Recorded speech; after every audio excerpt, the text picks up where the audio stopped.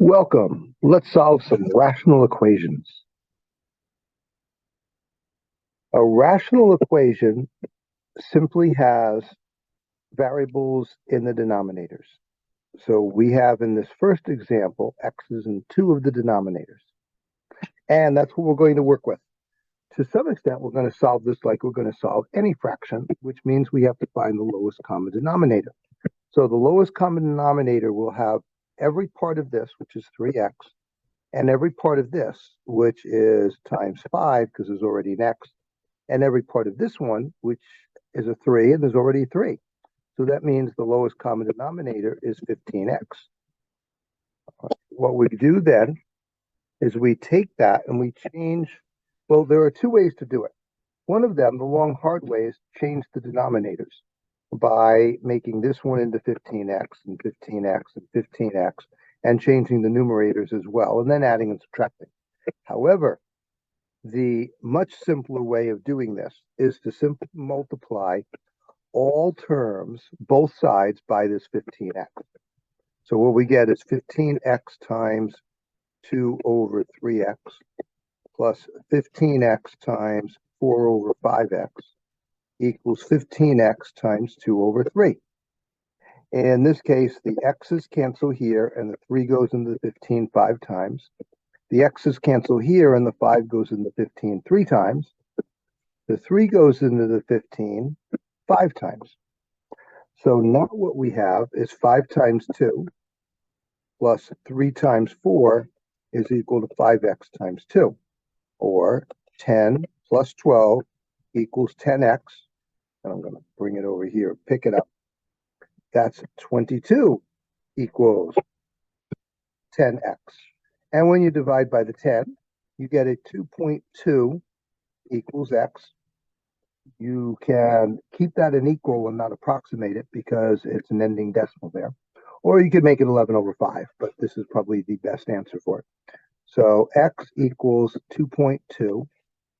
And if you were to put 2.2 back into here, where that x is and where that x is, and calculate it and multiply it, you would find that these two fractions would indeed equal 2/3.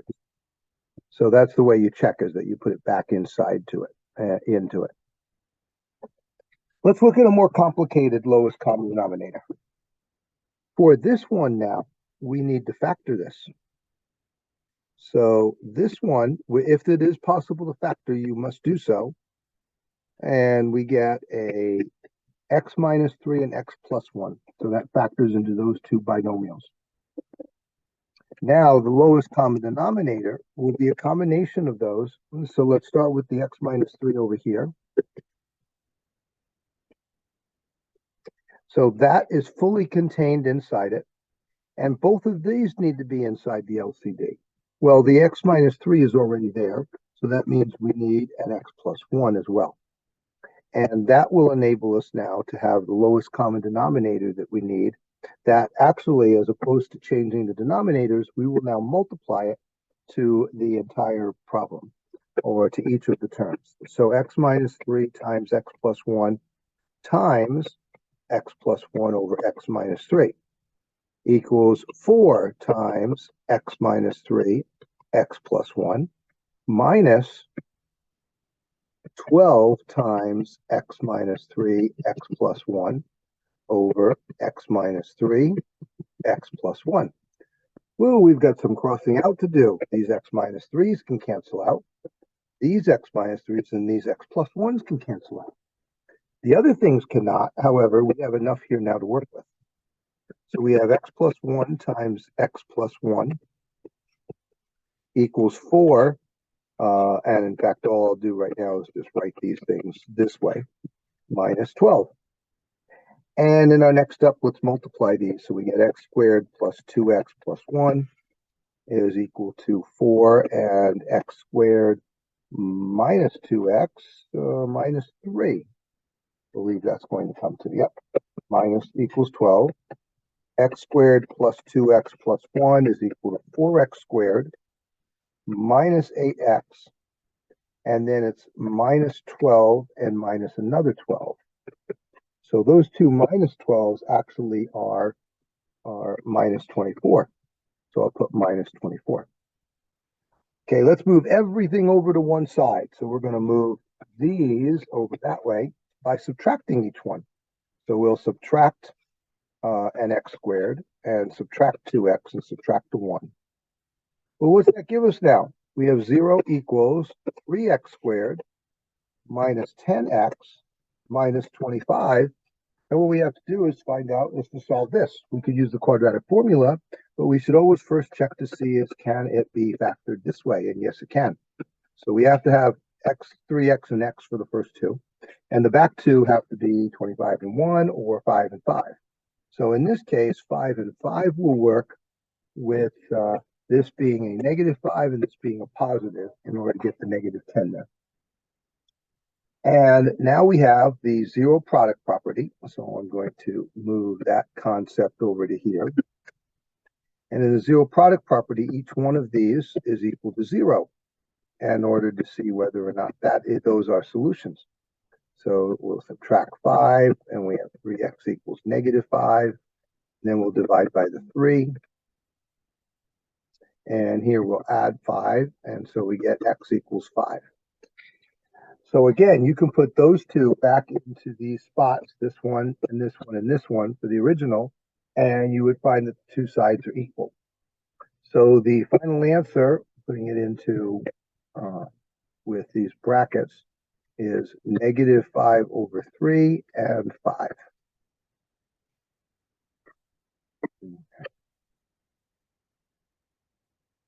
Those are the two solutions for solving this problem here. And the one above it, okay, we have one solution. Now, let's take a look at some of the types of word problems that you need to know from this. And they are solved by ending up using rationals. They will have a fraction with a variable in the denominator. This kind of problem is best done with a table. So I'm going to use a table. It doesn't have to be done with a table. Some people can recognize what to do without that. I find it much more easier, or it makes much more sense to me if I do this one as a table. So notice in this case, I am doing, well, you see it'll be 3 rows, 4 each columns. And the top one is actually just for a few titles. So this one is going to be the original amount of something, the original amounts. This will be the amount that's added to a solution. And this would be the new amount. And over here, this one first major one is amount of acid with the root too large. So amount of acid that's in the solution. And underneath it is the total amount of the solution.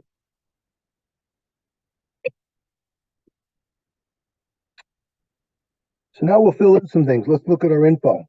We need to know how many milliliters of a 30% acid solution must be added to 100 milliliters that has 85% right now in order to bring it down to a 55% average. So it's mixing this stuff. You have one major one that's really high in acid, 85%. And you could just add straight like water type of liquid to it, and it would bring the acidity down to probably way below 55%. But instead, in this case, we're going to add something that's not water, but rather a 30% acid solution. And because that's below 55%, or because it's below 85, it will bring it down. And we want to get it below 55, so we probably have to put a lot of it in.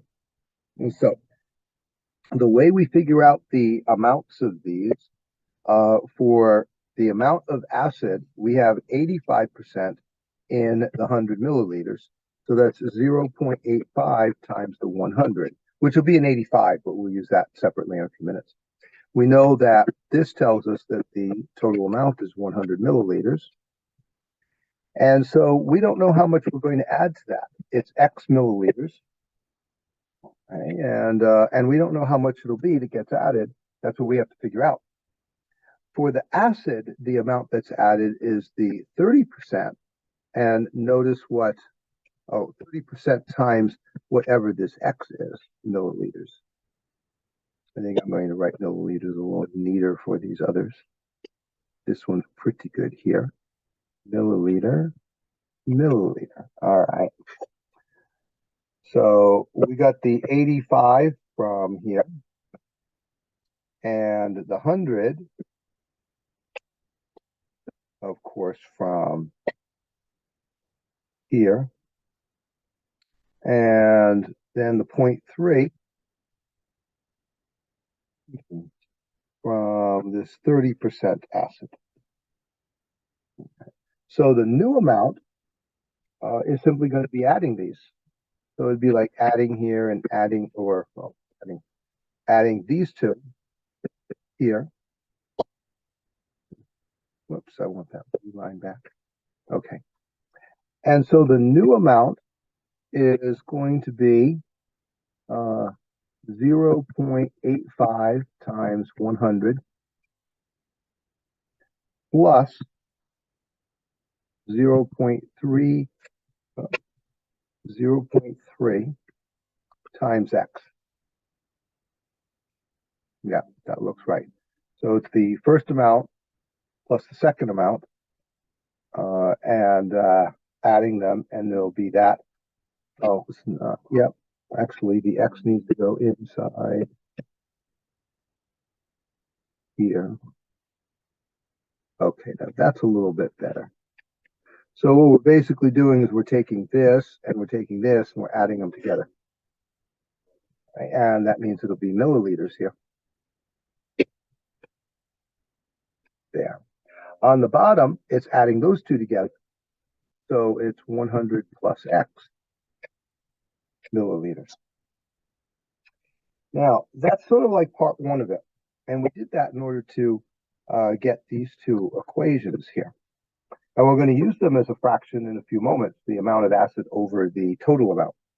So let's go and think about what the 55% means that we were told to get to, that 55% acid solution. Well, if it's 55% acid, that means 55 out of 100 parts of it are the acid. And we reduce that then to 11 over 20.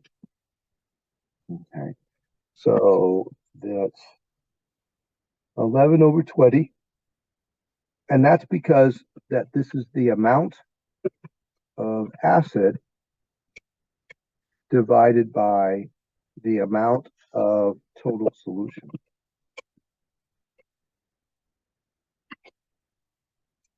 And we already know now this one is the amount of acid. This one is the amount of the total solution. So we have a fraction we can work with. In fact, now let's put those things into it. 11 over 20 equals 0.85 times the 100 plus 0.3 X, and that divided by 100 plus X. And got that one. Yep, so that's this number. And that's this number.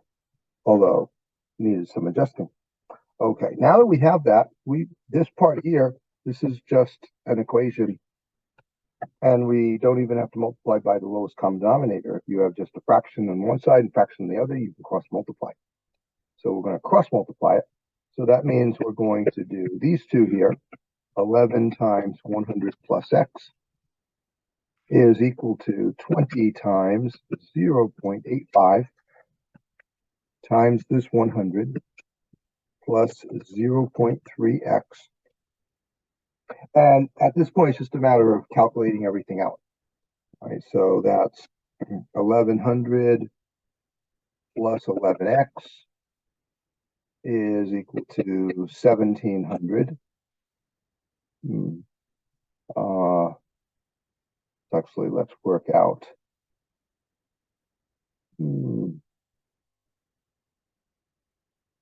What am I? Oh, and then these two actually, let's not 1700 yet. Let me, okay. This part here, that's going to be 20 times 0.85 is 80. 85, actually, my mistake. Plus 0.3x. So by doing this calculation, this makes it look a lot simpler, and we will end up multiplying the 2 into those. So we get 1100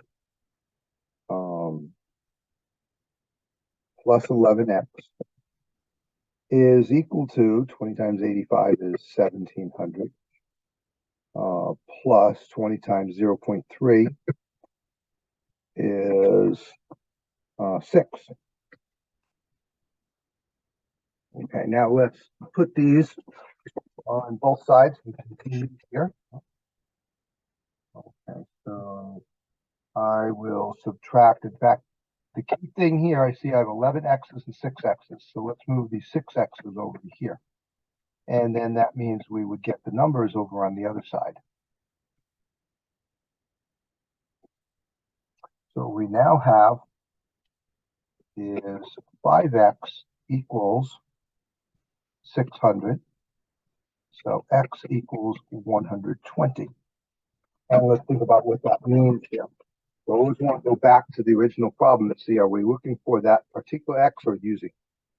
So here we are looking for how many milliliters of a 30% acid, and that is this is how many milliliters must be added. So this is to be the amount added. Okay, so we're going to add that amount. Okay, and that's what the 120 is. So we would say add 120 milliliters of the 30% acid solution.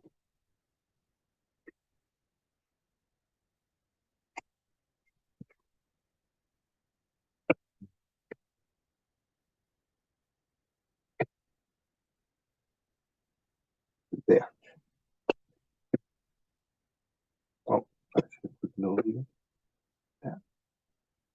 So this kind of problem worked better by having some table that enabled me to get these things over here, and then recognizing that these concepts matched up and we could plug into the both places that we needed some information.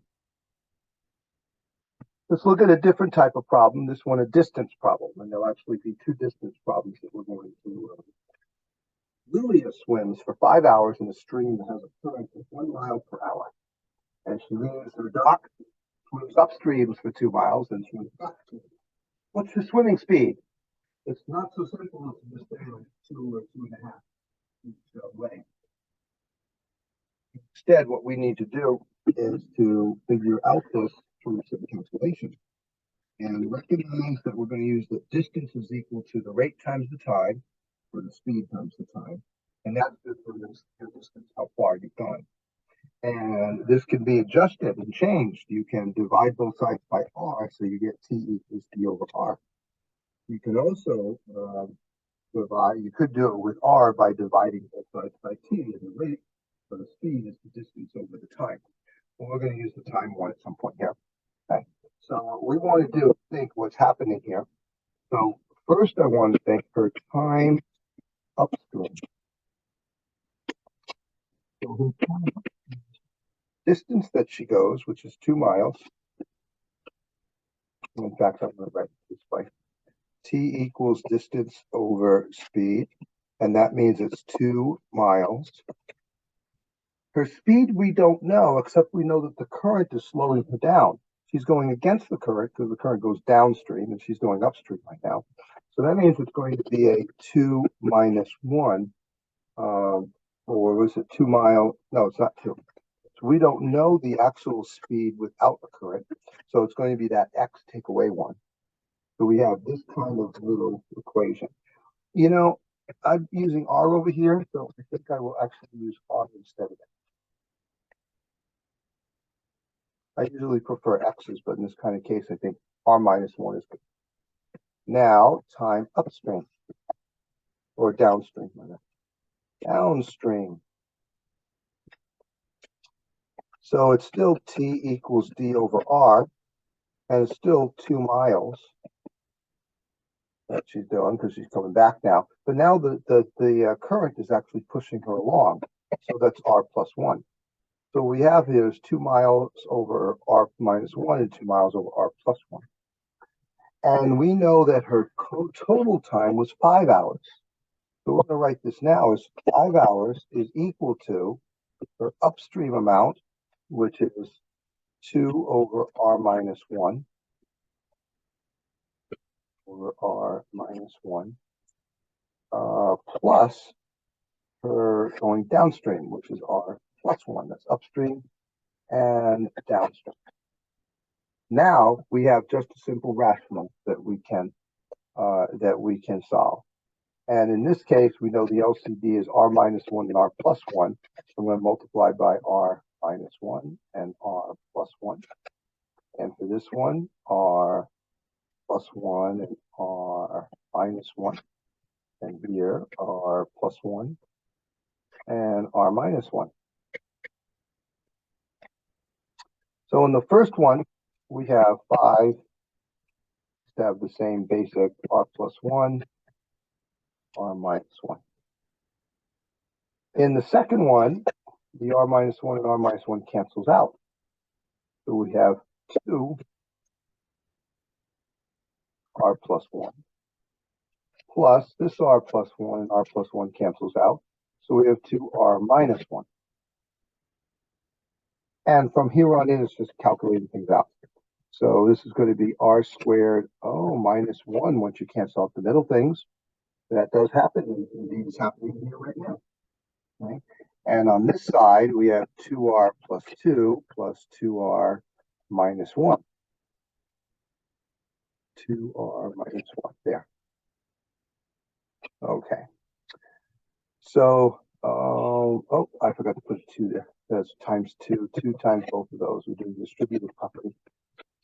Well, that does mean this plus 2 and that minus 2 cancel because they'll make 0. And so we have 4R on this side.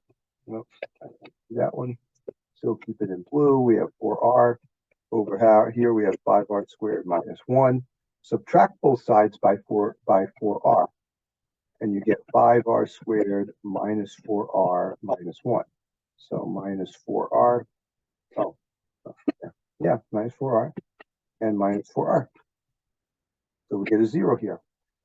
Can that be factored? We play around with it a bit. You see that you can't. And so the only thing you can do is use the quadratic formula.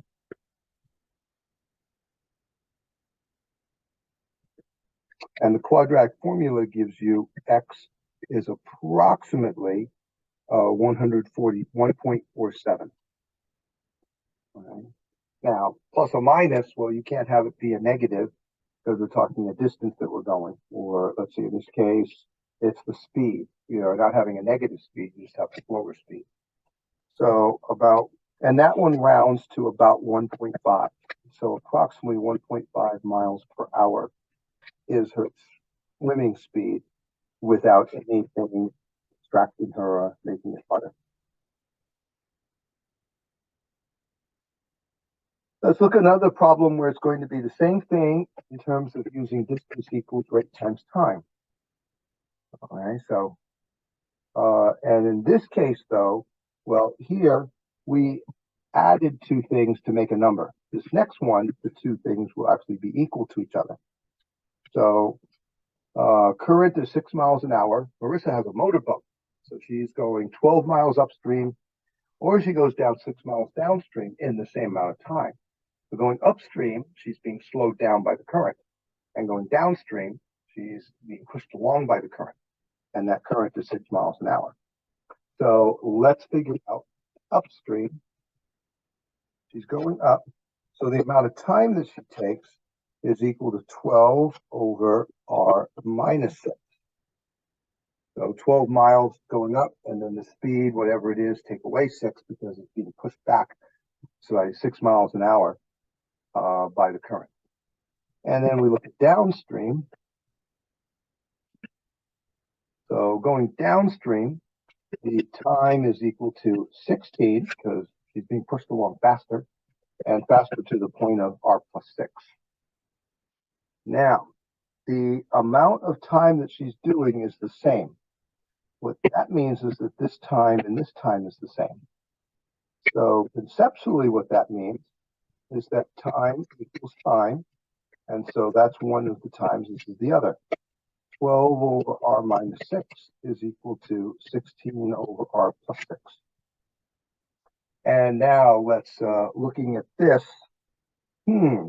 what do we do here? I think we need to multiply by the LCD. Actually, cross multiplies. When you have just a fraction and just a fraction, just cross multiply. 12r plus 6 equals 16r minus 6. All right, so we have 12r plus 72 is equal to 16r minus 96. So I'm going to add or subtract 12r here and add 96 here to get them both to the other side. And that I'm going to do over here to give me more space. So I will have 72 plus 96, which is 168 here on the left side. And on the other side, 16r, take away 12r is 4r. And actually, that's all we need. So when we divide by 4, we get a 42. To go back here. Yep, there we are. We get a 42. And that's what, since that's what we put R in is here, her speed going up or down stream without the current, that's our answer. So 42 miles per hour. That's the most basic way of saying it there. And you do have to include this miles per hour.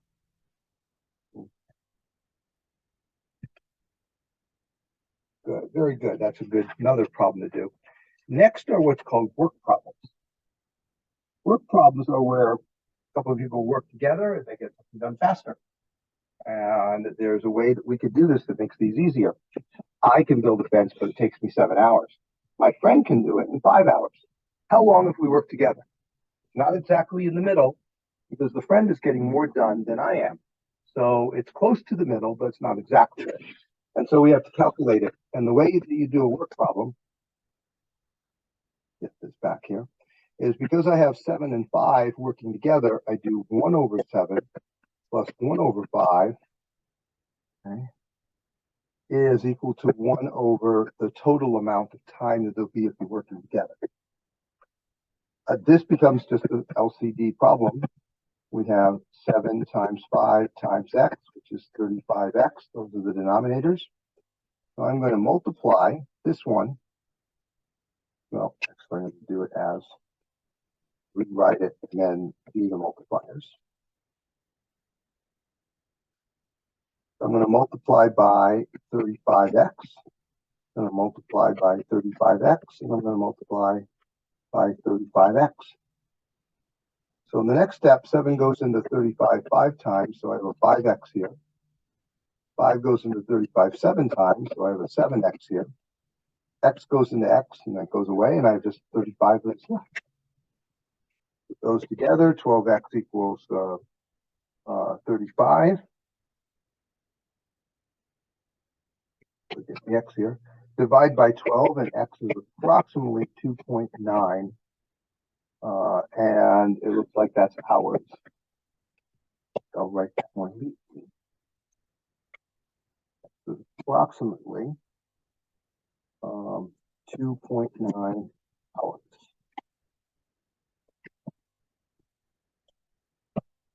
So it would be exactly 3 if it was between, or if you thought about bringing it down for 2, they could get it done in like 3 hours. It's actually just slightly under 2.9 hours.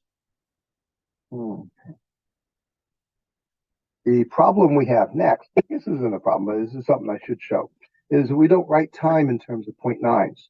So what you actually have to do is do 2 plus 0.9 times 60 minutes.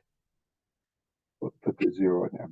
And that's a 54, so that means it's 2 hours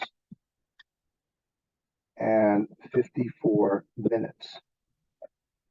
That is the actual best way to write it.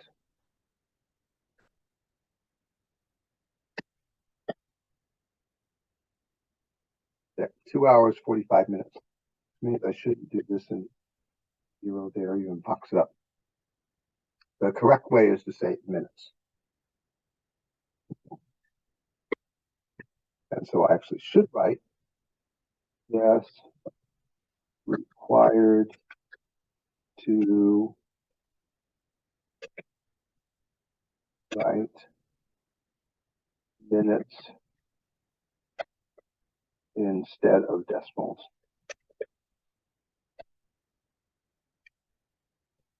And I think that that would cover that. Okay. Now let's look at a slightly different one. In this one, the two of us worked together and made a fence faster. In this case, one of them mows the lawn. Well, they both are going to work together, but one of them mows the lawn less time than it takes the other. So we're going to figure out our variables or our way of doing it this way. So I'm going to look at this and say, okay, Don does it in X amount of time, and Brad does it in 3 hours less than what it takes Don. That's why I had to put Don's first, because we need a variable for something that was not based on other things. So, and that's here. Brad's amount is based upon Don's amount. Don's amount is not. It's just however much he gets done. So if he did 5 hours, then Brad would take only 2. If Don was doing 10 hours, Brad would only need 7. Okay. So we'll use that with the same type of equation I set up above it. So it'll be 1 over x for Don's plus 1 over x minus 3 for Brad's. And that's equal to the total number of hours, 2 hours. So 1 over 2.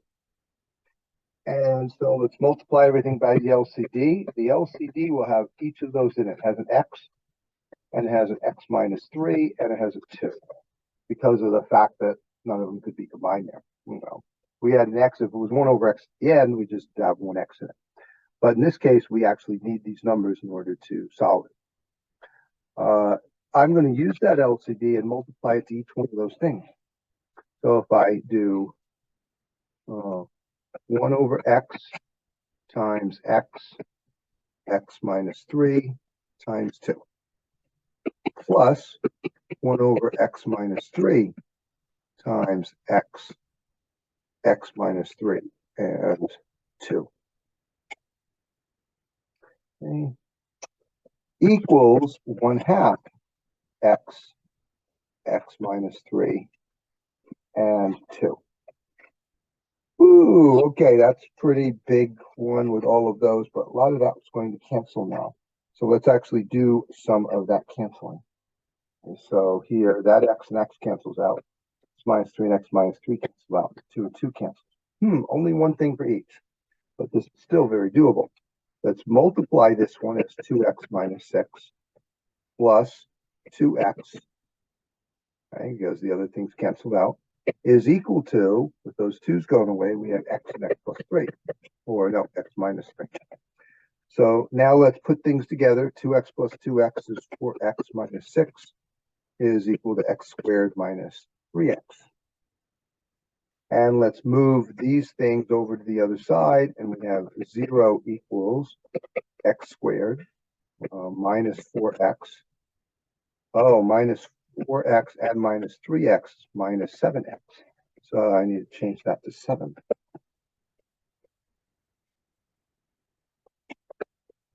And we're going to subtract 4x to get to the other side, so we have 2 negatives there. So we have x squared minus 7, and then there's the 6 that come over as well. So plus 6. And that can be factored. You can actually put that one in parentheses with these x's. And with 6's, you have 3's and 2's and 6 and 1's. But since I need to get to a -7, it makes the most sense then to do -6 and -1. That multiplies the product of the 6 and adds up to the -7 in the middle. And this is where the power property or zero product property comes into place, that both of these merit their own 0, because either one of them could be equal to 0. and we would not be able to do this problem up here because we'd be dividing by it. So for instance, well, actually, no, now let's finish solving this. X is equal to 6 and X is equal to 1. And let's take a look at up here. Okay. So from my original equation, if I put a 1 in there, well, let's see, if I put 1s in there, I guess it would work. 1 and 1 minus 3, that's a negative, is equal to 1/2. And it just might be. I'd have to calculate out the details. No, it would work. And then I put a 6 into those, that would work also. That would make these both good answers. So in this case, we have two good answers if we were just doing 6 and 1 numbers.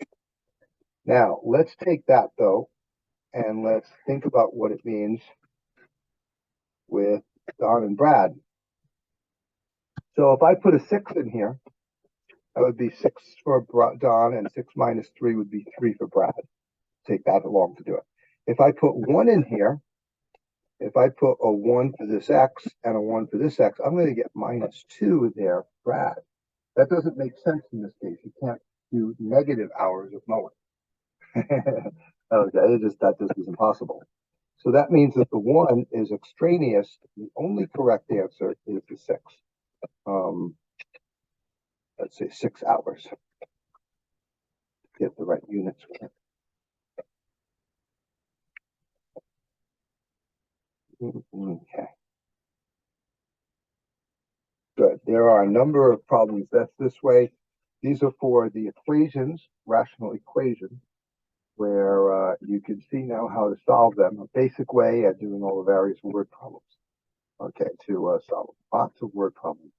So the basic way is multiply all terms by the LCD and cancel things out.